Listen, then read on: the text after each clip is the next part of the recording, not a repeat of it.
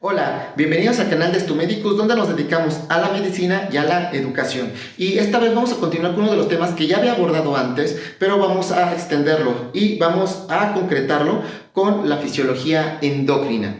Esto va dirigido a todos los estudiantes de ciencias de la salud para tener un repaso breve, corto y concreto sobre los puntos principales de la teoría con correlación clínica. Y vamos entonces a la fisiología endocrina. Muy bien, siempre que hablemos de fisiología hay que concentrarnos en las funciones. Y para poder explicar el contexto de la fisiología endocrina, pues tenemos que hablar de dónde surge, ¿verdad? Bueno, en un video previo que está en el canal, ya había hablado sobre la homeostasis y los mecanismos de regulación. Perfecto. Entonces sabemos que el medio externo está sometiéndonos a estímulos y está retando la homeostasis. Y la homeostasis tiene dos formas de responder a estos estímulos, de forma rápida o lenta. ¿Cuál es el sistema de forma rápida? El sistema nervioso. El sistema nervioso responde a los estímulos de forma rápida, ¿verdad? El movimiento es regulado por el sistema nervioso. Pero también tenemos una forma de responder al medio externo, que es el sistema endocrino. Esta es mucho más lenta, regula funciones importantes de forma lenta. Ahora, el sistema nervioso y el sistema endocrino pues están en constante comunicación, ¿verdad? Y ahorita hablaremos de dónde viene este nombre. El sistema endocrino está conectado junto con el sistema nervioso por medio de un órgano, que es el hipotálamo. El hipotálamo es una parte del cerebro que deriva del diencéfalo, es decir, del cerebro medio, ¿verdad? Y ya hablaremos más adelante de su importancia con la conexión global. Bueno, pues, ¿qué es el sistema endocrino? En realidad es un sistema de regulación lenta a estímulos del medio externo que organiza la comunicación celular. ¿Qué funciones lleva a cabo el sistema endocrino?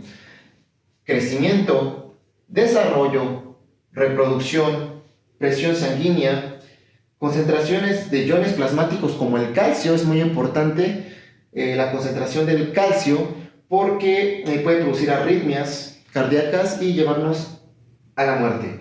La conducta también es regulada por el sistema endocrino. Por ejemplo, el apetito es regulado por el sistema endocrino, ciclo sueño-vigilia, etc. Podemos ver que tiene estas funciones que son muy importantes, y claro está que el metabolismo basal. Esas son las funciones del sistema endocrino y esto tiene que ver con la comunicación celular. Ahora, ¿por qué se llama endocrino, verdad? Tenemos tres tipos de comunicación celular clásica, que es la autócrina. Esto significa que una célula se comunica consigo misma, secretan mediadores químicos para comunicarse entre las células. La parácrina es cuando por medio de la matriz extracelular, por medio del líquido extracelular de una célula, secreta mediadores químicos para comunicarse con una célula vecina. Esa es comunicación parácrina. Y la endocrina es cuando estos mediadores químicos tienen que entrar en el torrente sanguíneo y pueden viajar lejos en el cuerpo humano, a lugares distantes y a muchas células. Este tipo de comunicación es la comunicación endocrina. Ahora sí, el sistema endocrino se caracteriza por tener comunicación endocrina predominantemente, pero también la parácrina juega un papel muy importante. Y bueno, estos mediadores químicos que utilizan la vía endocrina, que es como entrar en un gran circuito, imaginen que de sus casas salen ustedes que son mediadores químicos, y cuando entran a una carretera, una gran avenida, pues ya entraron al sistema circulatorio, ya entraron al sistema endocrino para ir a lugares distantes, ¿verdad? Bueno, pues ustedes, que son los mediadores químicos que utilizaron el sistema endocrino, podríamos llamarlos hormonas. Esas son las hormonas, los mediadores químicos que sirven para comunicarnos por medio del sistema endocrino. Y bueno, el sistema endocrino tiene dos grandes divisiones, que es la porción clásica, que está localizada en determinadas glándulas, y una porción que es difusa, que está determinada por factores parácrinos. Ya hablaremos más adelante sobre esa parte difusa, que es un poco más difícil de conceptualizar. Vamos a hablar primero de la parte clásica. Y tenemos la hipófisis, la tiroides, la paratiroides, las gónadas, que son los testículos y los ovarios, las glándulas suprarrenales y el páncreas, que tiene una porción que es endócrina y otra porción que es exócrina.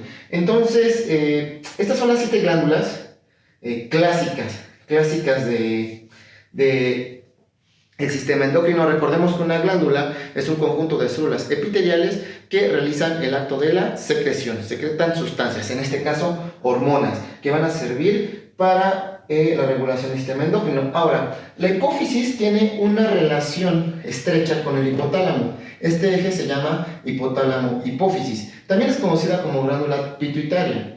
Y la hipófisis va a dar comunicación con el resto de las glándulas y también con algunas partes difusas del sistema endocrino. Muy bien, entonces vamos a ir directo a las generalidades de las hormonas. Lo más importante a considerar sobre las hormonas son sus tres grandes grupos y determinados puntos a identificar en la vida de la hormona. En este caso es desde la síntesis, su almacenamiento, la secreción, el transporte, el receptor y la vía de señalización. Todas estas van a integrar una función. Entonces, hay que identificar todos estos puntos, cada uno tiene sus generalidades y los voy a ir explicando junto con esos tres grandes grupos que les había comentado. ¿Cuáles son esos tres grandes grupos de las hormonas? Son hormonas peptídicas, que son aquellas que están formadas por cadenas de aminoácidos, cadenas cortas, esas se denominan péptidos, derivadas de aminoácidos como las catecolaminas o las hormonas tiroideas y las esteroideas. Vamos a hablar desde su biosíntesis hasta su vía de señalización de forma general para ir encuadrando cada uno de estos grandes grupos. Bueno, las hormonas peptídicas, pues bueno, son péptidos. Un ejemplo excelente es la insulina, ¿verdad? ¿Cómo se sintetizan estas? Bueno, a partir de la transcripción del ADN se van uniendo los aminoácidos y forman pequeños péptidos que van a ser las hormonas. Una gran mayoría de hormonas son peptídicas. Vamos a entender entonces que es muy importante poner atención en esta parte, en esta vía. ¿Se almacenan? Sí, se almacenan en pequeñas vesículas que se encuentran cerca de la membrana citoplasmática de la célula, ¿verdad? ¿Y cómo se secretan? Hay dos formas, por vía constitutiva o por vía regulada. La vía constitutiva significa que se está secretando la hormona todo el tiempo y la vía regulada responde a una mayor secreción de hormona ante un estímulo, ¿verdad? Por ejemplo, la insulina está almacenada en las células del páncreas y esta se libera ante un estímulo, que es, por ejemplo, la presencia de glucosa en sangre. Entonces, cuando se eleva la glucosa en sangre, ese es un estímulo y ¡pum!, se secreta. ¿Qué tipo de vía utilizó para la secreción? Una vía regulada, ¿verdad? Pero hay otras que todo el tiempo se están secretando, como las esteroideas, todo el tiempo están secretando, y esas son constitutivas.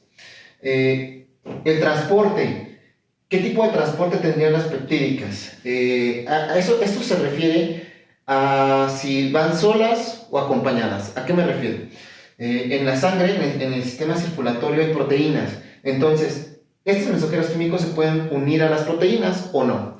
Las peptídicas por lo regular no se unen a proteínas. La insulina va solita, ahí en la sangre. El receptor. Tenemos dos grandes tipos de receptores, los de membrana y los citoplasmáticos y nucleares.